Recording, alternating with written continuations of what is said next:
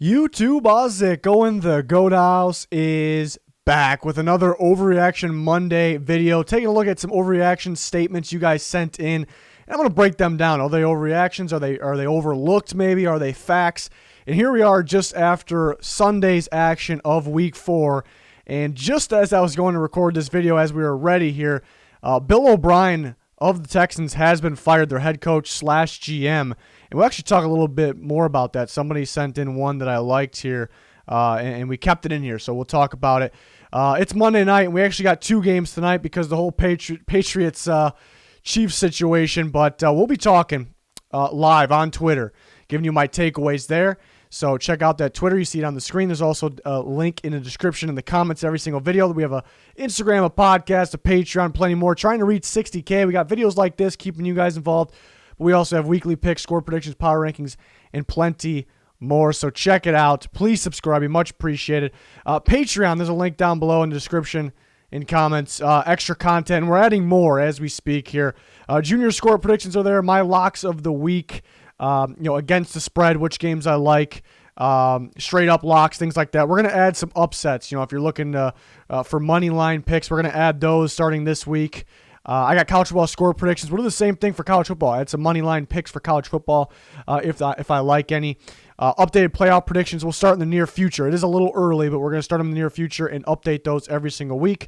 Bonus content, videos, Discord access, much, much more. Always adding more. Patreon link. Check it out. Be much appreciated. But yeah, this first one that I liked here was from Charlie Loritzen. Hopefully I'm saying that right. Apologize if I butchered it. Yeah, this one had to do with the Texans here.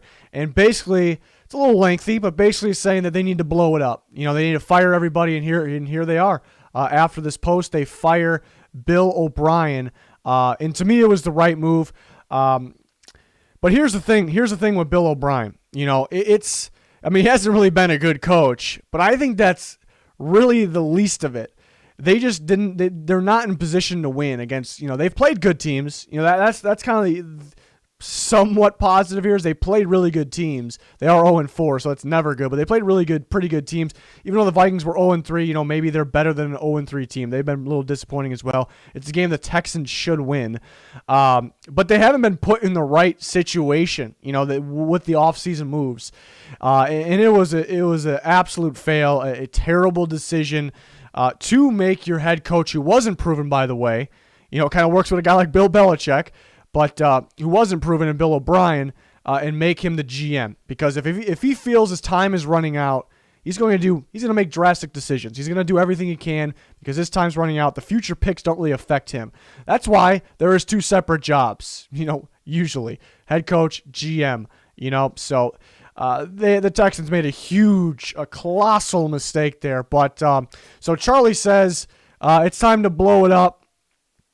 Fire everybody. Right now Romeo Crennel's going to take over, but I assume they're going to go for a guy like Eric Bieniemy in the offseason. So they'll look for somebody new is my point. And they have no picks right now. And I think, the fire part ended up being a fact because they're going to have a different staff. They fired a Bill O'Brien. They're going to have a different staff. So that ends up being a fact. So let's take that out. But I think the rest of this is actually overlooked. I don't think enough people are looking at it like this. Obviously, you keep Deshaun Watson, you build around him. That's obvious. But I like how Charlie added, especially all caps, J.J. Watt. Trade J.J. Watt.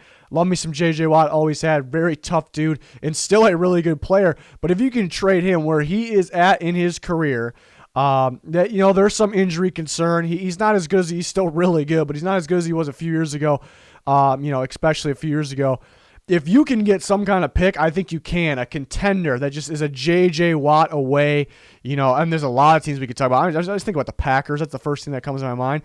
If a team like the Packers want to offer a second-round pick for J.J. Watt, you do it. You do this. And I'm glad that Charlie brought this up here. So you do that. And other pieces, you need to get some picks back. It's going to hurt a little bit because we trade away these picks, and now we're trading away. Maybe the value won't match up. But we're done with that. We're past that.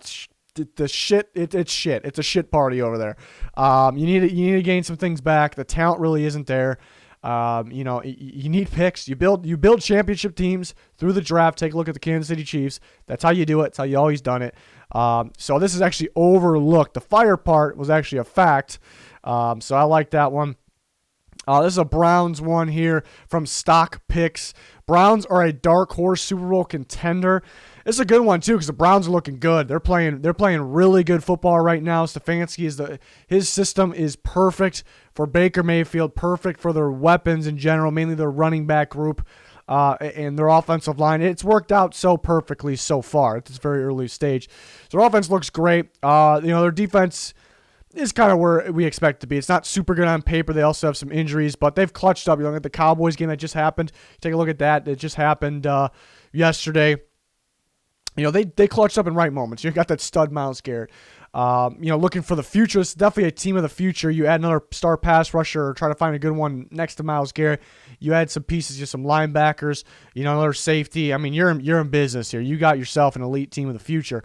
But are they a dark horse Super Bowl contender right now? And I like this one. A lot of you sent in ones that are like specific predictions, especially down the road. I'm kind of just looking for more overreactions, based on yesterday. Because the Browns look dominant, so this is a pretty good one. And they don't really have to be overreactions. They could be borderline. I'm actually gonna call this an overreaction still, and I like the Browns, and they are definitely a serious playoff team right now. They're a sneaky good team. But I'm not ready to, even dark horse. I'm not ready to call them a Super Bowl contender because is this a team, being in the playoffs, which I think they can be there and they can win a game or two, perhaps. I mean, the AFC is pretty loaded, maybe a game. Being a Super Bowl contender, means you have to be in the playoffs and you have to consistently play your game, your top game, and consistently beat really good teams. To me, it's still a fresh, new team. Maybe they don't have the defense. I expect, at this point this year, I would still expect between that, streak of games, I would expect maybe, the struggles, the hiccups in the road still. So that's why I still really can't call them even a dark horse Super Bowl contender, but they're a playoff contender. They can win a game, maybe two in the playoffs. As we sit, but I think it would be an overreaction right now. Maybe a little too early to say that. That is a good one, though. Like this one from Danny here. Panthers can be competitive in the NFC South. I really like this. And I might surprise some people, but I think people need to go back and read what he said after I pop this up. I could see people overreacting from my reaction here. I'm going to say overlooked. I think this is overlooked. I think people automatically assume Saints and Bucks. Saints and Bucks, that is it. And I think that's wrong right now. Yes, the favorites to me are the Bucks and the Saints for sure. And that my prediction is one of those teams will finish 1 and one of those teams will finish 2. The Panthers are playing pretty good. They're heating up. Remember, fresh system, new quarterback, new coaches. They're just getting going, and they won 2 straight. And that even without McCaffrey, so that's big time. But what Danny put here is Panthers can be competitive in the NFC South. They definitely can be competitive. And I'm not giving them a 0% chance to win a division. They can win a division. Saints seem somewhat vulnerable. Like, you can find ways to beat the Saints. They're maybe not as good as they were the last couple of years. They definitely can be once they get going. The Buccaneers, they're definitely beatable right now. I expect that team to heat up as the season goes on, but that's no guarantee. That's an assumption. And the Panthers are definitely a team that's getting better. We already see that. They'll get McCaffrey back at one point. The Panthers have a shot to win a division. Why I don't think they will? I just think the other teams have more talent. They have more experience, better defenses on the other team. I guess arguable with the Saints right now, or debatable, I should say. But yeah, they can be competitive in the NFC South. If they match up against the Bucks or the Saints, they can beat them at any given time. I think with their offense and it's tough for the people to teams to game plan against these guys. You don't really know what to expect. Their defense is getting better because of a young group. I still expect them to struggle here and there. But they're stepping up. We've seen that in that game against the Cardinals. They're really stepping up. So they could be competitive in the NFC South. Sneaky there. I think that's overlooked. People probably just write them off. They're not the favorites, obviously, for a reason, but you can't just write them off there.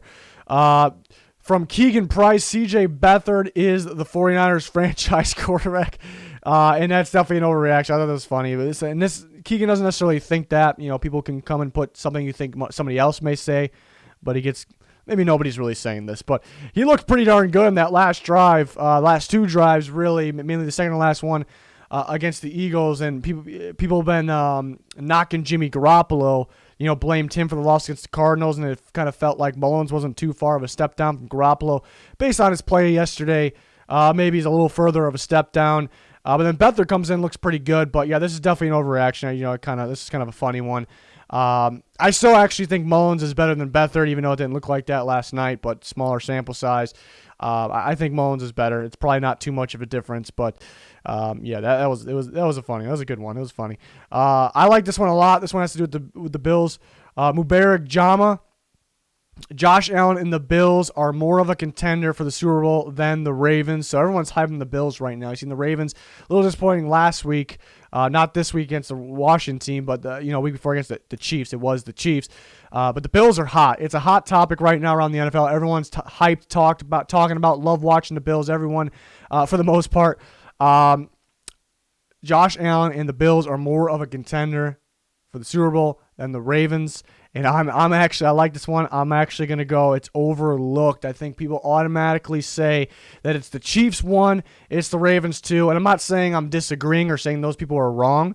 I'm saying I think some people are starting to think the Bills can make some noise, but I think it's mainly Bills fans that just think they're contenders for the most part. Out of, I guess, the average fans out there, perhaps, or most fans. But I believe the Bills are contenders. I believe they are. And why do I say it? I'm not saying it's fact. Obviously, I could have put fact up there that I think they're for sure more of a Super Bowl contender than the Ravens, but I'm going to put that it's overlooked. I think that it's very possible that they are, and that's because how well they're playing.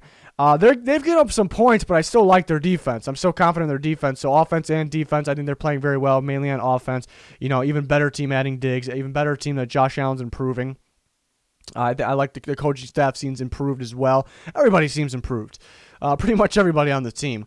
So that's one part, just because they look good, they're impressive, they're playing really good ball. But another part, if you want to factor in the Ravens here, the Ravens do have, compared to the Bills, the Ravens actually have more needs than people realize. Could that hurt them in the end? But a main thing here is contending means somebody's probably going to have to get by the Chiefs. Maybe you get lucky and some other team does the job for you, and then maybe the Bills and the Ravens match up in the AFC Championship game. But most likely you have to get by the Chiefs. I think the Bills have a better chance of beating the Chiefs than the Ravens do, so that's why I think this is overlooked. I think people automatically just say Chiefs-Ravens. The Bills definitely deserve to be up there with those teams. They're from the AFC, no doubt in my mind. So I like this one a lot here. We're moving on to the next one from Count Bleck. NFC East will be won by a team with less than 7 wins, and I definitely think this is an overreaction. I see if you think this right now, it kind of feels like this right now, and obviously Count Bleck doesn't necessarily think this. He could think some other people think this, which I think some people do, that this could be accurate. It feels like that right now. With the Eagles sitting in first, it definitely feels like that. But a team will get hot. We see every year the Cowboys go on a streak at some point. There's just no way the winner gets 7 wins. Somebody's, the Eagles can get hot as well. One of these teams, they're probably going to win at least 9 games, or probably around 9 games. 7's not too far off, but I still think the Cowboys get going. I'm not as high on them as I was in preseason, and that's not really because of the way they're playing right now. I kind of already figured, I didn't think they would be sitting at 1-3 right now, but I kind of figured they would start off a little slow, be a team that heats up later, so it's really not. It doesn't really have to do with, what they've done. The defense kind of maybe plays a part a little bit. But I think injuries, I wasn't really predicting these injuries. You've seen Tyrone Smith miss some time. But now Leo Collins likely out for the year. Van Der Esch, the injuries pop up. Sean Lee, that's a little expected. But the injuries continue to pop up, so I have calmed down on my Cowboys hype. But the talent is still very much there. They at any time could be one of the top offenses in the league. They'll heat up at some point. They'll heat up for sure. I still think they will win more than 7 games. So I think that's an overreaction. 7 is way too low for the division winner there, in my opinion. But it does feel like that could happen at this moment. From Rufus Bishop, Colts have a top 5 defense. And somebody put last week, I think we did one, the Colts have the best defense in football. We called it overreaction. I think it was too soon, definitely, even though statistically they were. I think it was too soon to say it because they played the Vikings and the Jets. Now we look at it. Maybe the Vikings game was a little more impressive than we once thought for them. The Vikings have some offense going. And now they do it against the Bears, which, again, the Bears, you could take that either way, really. The Bears aren't the most explosive offense. They just made a quarterback change. They have Allen Robinson, but there's not too many game changers, playmakers in there. like some other, really good offenses they'll face. The Colts play the Browns this week, so we'll see. But bottom line is the Colts have been playing really good defense. I really like what I see. So I'm actually going to say this is tough. I mean, it depends on how you look at it. Right now, they definitely do, I think. I'm going to call it overlooked. This is kind of overlooked Monday here, it turned out to be. I'm going to call it overlooked. I still think people aren't all in on the Colts. I'm actually not all in on the Colts defense, but I know for a fact that they're better than I expected them to be. They're definitely better than I think we all, like maybe not Colts fans, but that we all pretty much expected them to be. And they definitely are a top five if we're talking right now, but kind of in general, it's still tough to see. You still have some doubt because you look at them on paper versus some of the other teams.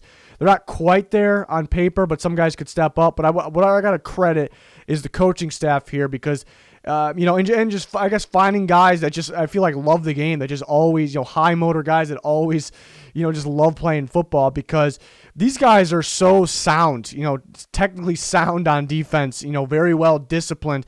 I talked about in the recap video, they are always together flying to the ball. They're always gang tackling. They're always tight in coverage.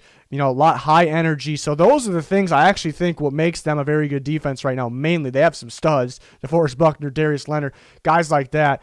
But honestly, so there's some units that aren't supposed to be this good right now, but they're playing as a team. They're playing as a unit. A lot of energy, a lot of focus. So that's why I'd say that they're legit because of that. That's something that you really can't take away. That a guy could have a cold night, but they'll still be playing like that because I think you got to mainly credit them finding the players that want to play and the coaching staff for getting them well disciplined and prepared, ready to go. So could be overlooked there.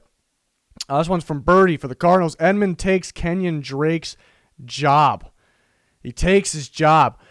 Kenyon Drake has been struggling a little bit. Especially this past week was not a good game, not a good rushing performance if you look at it statistically, but if you watch the game, it was not a good rushing performance.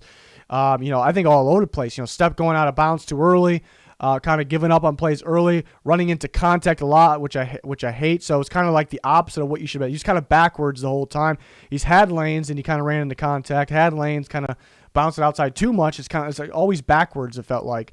And Chase Edmonds, with the limited reps, actually looks kind of impressive, and they're kind of easing towards him. So I think this is this is overlooked Monday. I almost said Wednesday for some reason. It's definitely Monday. Because I think people are like, okay, Drake's just way better than Edmonds. There's just no way. But I think this is possible. Is it going to happen this week? I can't really say.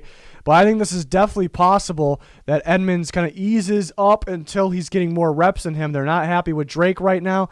And we kind of see why they slapped that transition tag on him and not sign him long term or even for a couple of years because they weren't really sure. They weren't really sure. So we see why here, and they were not all in on him. So it's not going to be too hard for them to make this change. This definitely could be happening. I'm not guaranteeing it. I didn't call it a fact or anything, but it's definitely interesting. That's definitely a good one there. Something to look out for. From Epic Dylan T or Dylan. The Cardinals are way overhyped. They won't make the playoffs. Kind of focus on the overhyped part. I don't know if they were that hyped up in the offseason, but right now, through two games, I definitely think they were. I think people were overreacting from the first 2 weeks, which I always stress. I always preach it. Don't overreact from the first 2 weeks because they always lie to us. Not everybody lies, but some teams, give us false identities or false hope. And we don't really know for sure if that happened to be the Cardinals. It looks like it right now after 2 more weeks after those first 2, overreaction weeks there. It kind of looks like it, but we don't really know for sure. They play the Jets this week. You got to take care of business in that. But I guess they won't make the playoffs. I guess this is a two-parter. I think overhyped, I think, is a fact. I think people were, and there were some people in the offseason getting hyped in them, but we all did like their schedule. They got a pretty good schedule for them to be successful. But I think in the first 2 weeks, definitely overhyped. There are more holes and more room for improvement on the team than everyone the way everyone acted. So I do think they were hyped up a bit too much. I'll say that's a fact. They won't make the playoffs. I'm going to call that an over. So we got a two-parter here. I'm going to call that an overreaction for now. They're not heading in the right direction, but it's definitely tough to say. Like, It's a team that can beat anybody and lose to anybody. That's how I feel about the Cardinals right now. It's still somewhat of a tough game plan, but it's getting easier now that more tape is out. That's why, and I'm not making a statement on what I believe in Kingsbury or, with this, but first-year coaches always, they always get up there for Coach of the Year. They're close. People think they're great. And then all of a sudden they start going downhill. It's because teams start to figure them out. They're kind of a surprise, the element of surprise early on. And we've seen it I can go down the list with the guys. There's more coaches that do that than don't, So that could be the case here. The teams are just figuring it out, but they may need a running back. They need another number one receiver. No one's getting open besides Hopkins, who's kind of beat up right now. The defense was underwhelming against the Panthers. I'm still going to say overreaction for the playoffs, though. Too early to say that. People were just all in on them 2 weeks ago. And they have a pretty easy schedule, I think, still. So they could get going there, but we'll see. Next, we got a few Bears ones here that I think kind of fit what was talked about, what's going on right now. This is from Eli Hansford. Mitchell Trubisky is 3-0 as a starter, and Nick Foles is 0-1. Therefore, Mitch is better. And I don't think Eli believes this. He could, but yeah, I can't stress this enough that people will kind of give statements that they think other people could say too. So I don't want anybody to go be bashing people. This is a really good one because I think some people are talking about this. And technically, that is accurate. Trubisky is 3-0 as a starter because he did start last week against the Falcons. But I think we're all in agreement that Trubisky, he was actually getting not only outplayed, it felt like he was getting dominated by the Falcons. He could not move the ball against arguably the worst defense in football. Foles had to come in and save the day. So I don't think Trubisky would have won that game. But technically, when he starts, the Bears are 3-0. And Nick Foles is 0-1 as a starter, even though we're going to give him credit for last week's win. Therefore, Mitch is better. And this is false. I honestly, take away all this. I think it's actually a fact that Foles is better than Trubisky no matter what is done. Foles can be in there throwing picks like crazy. Just the Bears can keep losing. Foles is just still a better quarterback. We've seen enough. We've seen enough play. And we've seen plenty of play at Trubisky. We've seen plenty of play of him, knowing that he's not the guy. It just hasn't worked. 2018, the defense got him there. I think I kind of just talked about that with the Cardinals. I think that was Nagy. First year with that system, they got creative. Nobody knew what to expect. So offensively, when they played better, I think it was because of that. But their defense helped them out a ton. That was an elite defense. And at Foles, we got a half a game against the worst defense in football possibly, and then a full game against, right now, the Colts are playing like the best defense. Are they actually? I think the Steelers are, but they're playing like the best defensive football. So you cannot say that. You cannot say that. You definitely can't say that Trubisky would have won the Colts game. There's just no way, the way that game was going. So this is, did I pop it up? Sometimes I forget. This is definitely an overreaction, big time. And Foles, those games that Trubisky won, Foles would have won those games. I think they would have been more comfortable. We've seen those were coming down in the end, last play of the game. I don't think it would have came down to that. Also with that, if you start Foles week 1, I think he would have been better. They actually could have won the Colts game. I think he would have been better. A lot of sloppy play, a lot of things they couldn't run. There was several plays I can go off, but there was actually one, I think, prime example play. They were kind of in the red zone, and the call was a Nick Foles QB draw. So a lot of blame went on Nagy this week. We'll talk about Nagy in a second, but you take a look at that play. It felt like, Foles too. I think he was like faking a handoff to a running back that wasn't even there yet. He was already downfield. So that's just confusion. The play call was, I think clearly the play call was a QB draw. But you can see there's a lot of confusion, and that's just kind of just, instincts, mental things that you just kind of, you run the play without thinking. But obviously Foles has not been in the game yet for the Bears to learn these types of plays. So I think that kind of is one of many examples on why I think Foles would have been much, much better if they did the right thing and started week 1. So we'll call that an overreaction for sure. Another Bears one, we got this one, another Bears one actually. Swavey 88. Bears need to draft or pick up another quarterback. So draft or pick up. So this would mean in the offseason. Right now, that's it's really not possible. So that would mean in the offseason. And we kind of talked about this in the past. Even though, and this is a fact. We'll pop it up. This is a fact. kind of talked about it last week, talked about it in the past. Even though I believe Foles in the Bears system because I think he kind of fits. That doesn't mean they're going to be great. That doesn't mean he's going to be flawless, succeed heavily. I think he fits. I think he can be good. I think he's better than Trubisky, and there's no doubt in my mind. But that doesn't mean they're going to be outstanding, and that also doesn't mean they're going to be outstanding for the future. Do they have the answer at quarterback of the future? They do not. Trubisky he's got plenty of reps. We've seen it. We've seen enough. I feel like I can evaluate talent, with only a couple reps even, sometimes, but we've seen plenty of reps there, and we know Foles really isn't a long-term answer, so they do need to find their next quarterback. They do. We kind of know this at this point, so that's definitely a fact. And then from Nicholas, Nagy should be fired if Bears offense doesn't show up Thursday. It's a really tough one. A lot of people blaming Nagy, including myself here for that game. There's a lot to blame. Foles has definitely got to be better, but Nagy's got to be better. I don't think Nagy and Pace are on the same page. I just don't feel like that with the moves and who's starting. And some people you don't know for sure, but some people are saying Pace was pushing for Trubisky to still start, but I don't know why he traded for Foles. And it feels like Nagy to, kind of push for Foles. So it's kind of just a fight, it almost seems like at times between the two. Yeah, and I don't know if it's all Nagy's fault. I think he kind of let other people take control of what's happened. I'm gonna say this is an overreaction though, just because if they don't show up this Thursday, a short week, Foles is still trying to learn these things again. Why I think he should have started week 1. A good Bucs team, Tom Brady prime time. If they go out there and drop a donut, 0 points or 3 point, whatever it is, maybe, but I'd say just off this game, they're still got a positive record. They could definitely, then they got a long week though. Then they got from Thursday night, Friday, we'll say all the way, a whole another week there. So I think more time to figure things out. So I'm not thrilled with Nagy right now. I think it might be time to move on from him and Pace really. But I can't really say, right now, right here this Thursday, they got to move on. So I can't really say that. From Dot Prescott here for the Cowboys. Cowboys defense is the worst in the NFL, and Mike Nolan should be fired by the end of the season. Kind of a two-parter. Cowboys defense is the worst in the NFL. It's that's tough. It's tough because they're kind of playing like it. I'm still gonna call it overreaction. I think there's worse defenses.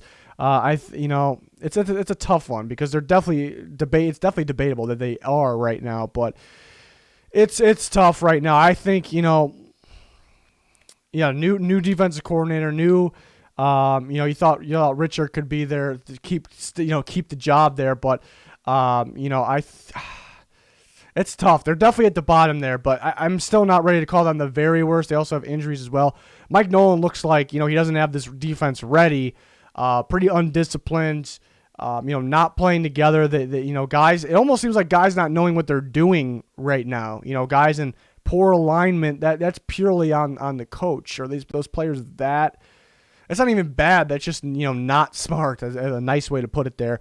But that can't be. Usually that's on the coaching. But it feels like McCarthy and Nolan are pretty close. That's what makes this interesting. It might be tough for McCarthy to fire him, but we know how much power Jerry Jones has there. So I'm not going to call it a fact, but I think it's fair. If I had to predict, I think Nolan would probably be gone after the end of this year. But it's definitely a toss-up there. We'll call that fair. Next, we got A.O. Frosty. Herbert is better than Joe Burrow, and I'm definitely going to call this an overreaction right off the bat. Burrow has, in a way, I keep talking about this, in a way has impressed, but at the same time, it's nothing new. It's nothing surprising to me. It's kind of this, or I should say Herbert. Did I say Burrow? Herbert has impressed, but it's nothing new, nothing, really for Burrow, too. I kind of thought Burrow would be this good, but Burrow's just playing better, plain and simple. And Herbert, it's impressive in a way, but it's the same things at Oregon. Like he gets you super high on him. You get stuff to get wow about, stuff to get excited about, and he'll let you down at some point here. But still pretty impressive. Joe Burrow has played better. He is better, plain and simple. It's just plain and simple. So that's definitely an overreaction. I always forget if I have there's the overreaction. I definitely had it pop up already. All right, we got one more here from Meaningless having to do with the Dolphins here. Time for Tua. He would have made at least 2 touchdowns instead of the 5 field goals in that game. And I'm right off the bat, it's overlooked. It's overlooked Monday. We're going to say overlooked here. I think people are kind of stuck. I know people deep down want to see Tua. I know Dolphins fans. I would actually like to take a poll, actually, for Dolphins fans only. It's going to be hard to do, but do you want Tua to come in? Not. I actually think there'll be less Tua votes, yes, for Tua votes than you would think. I think they don't want to throw him into this situation. They don't want to, and I don't like kind of throwing rookie quarterbacks in the situation. It's not a really terrible situation or anything, but maybe worry about the offensive line, which actually been playing okay. But yeah, so that's why I think it's overlooked, because some people are kind of fine with it. You know, people still like Fitzpatrick, and I like Fitzpatrick, but he's obviously not going to go out and win anything. He kind of made some crucial mistakes in the Seahawks game. But I say it's overlooked. It probably should be time for Tua. It's probably now or never, in my opinion. You do it now or you're just never. And I do think I think Tua could have won that game. I really do. It would have been interesting if that was his first start. You know, how would he react playing the Seahawks? Keep in mind the Seahawks defense isn't good right now, plain and simple there. Jamal Adams was out. That actually might have been a pretty good game to put him in. I know after the fact I'm saying it, but I said Tua should have started week 1. You don't draft a quarterback that high unless he's not healthy. But if he's not healthy, then I think you already, you know, if he wasn't healthy right now, you kind of blew that pick already, is my thinking. You shouldn't have drafted him there. But you took him that high. Tua is extremely talented. I thought he was ready. You know, I thought he was like pro ready in a way. He would have turned the ball over more than, maybe a little more than what his Bama stats show, of course, but that's nothing surprising. He would have made those huge plays, though, and I think he would have made enough in this game to actually win the game. Am I saying for sure they would have won the game against the Seattle Seahawks? No, because if they were knocking on the door a little bit, but if they were that close, knocking on the door to Russell Wilson, the Seahawks probably would have made that extra play. I think they would have been in better shape, though. I think that would have been, going back to me saying a second ago, I think that would have been a perfect situation for him to go in, because that defense isn't that good, but you're also playing the Seahawks. That is a confidence booster if you put up, even if you lose, and you put up a fight against Russell Wilson. I think it's a perfect scenario. I do think it's Tua time, but it's now or never, in my opinion. If you keep losing, throw them into a bad situation, that rarely ever works for a quarterback. It almost makes them worse in the future. And there's it's common knowledge, you know, stuff that reasons why it doesn't. You'll throw him in a bad situation regardless. It doesn't really help his play. You already kind of knocked him for not starting in week 1. I mean, you're in a losing situation. Maybe not all the players. I'm not saying none of the players are going full go or trying, but the morale, the momentum, everything is down. There are several reasons for it. It's just a losing situation in general. It rarely works out. But right now it's early enough. But and I'm not saying, like I mentioned, that I think it would have been a perfect situation for him to play his first game. I'm not saying they should have taken Fitzpatrick out after he just dominated the Jaguars. That would have been tough. But I do think this is overlooked. I do still think there's a chunk of people that think you should just sit him, and I'm not really disagreeing with that. But I would play the guy. You draft him that early for a reason, but it's definitely debatable. So we will see if Tua gets to play. Excited about that. Really, we're only seeing Burrow and Herbert right now. And it looks like a pretty good quarterback group there, so we definitely want to see Tua. We don't get to see Love right now. I'm hearing actually good things about Eason in practice, which I like Eason a bit. I like him behind Rivers and the Colts, so we'll see if he's definitely not going to get a shot this year. With Rivers and Brissett, but Eason's definitely one to look out for the future. I love behind Rodgers, so it could end up being a pretty good class here that a lot of us thought it definitely could be here. But definitely some exciting stuff to look forward to here. We got Monday Night Football, 2 games, Chiefs, Patriots, and Packers, Falcons. I'll be live tweeting throughout those games, trying to, at one point I'm going to have to watch both at the same time, so that'll be interesting, but we got you covered. I'll have my takeaways there. And then tomorrow, Tuesday, is where Week 5 begins, Power Rankings, weekly picks, and on there. Plenty of NFL content here, so please smash that like button, subscribe, turn notifications on. We much appreciate that. Is going to do it for this one. Thanks for watching. Goodbye.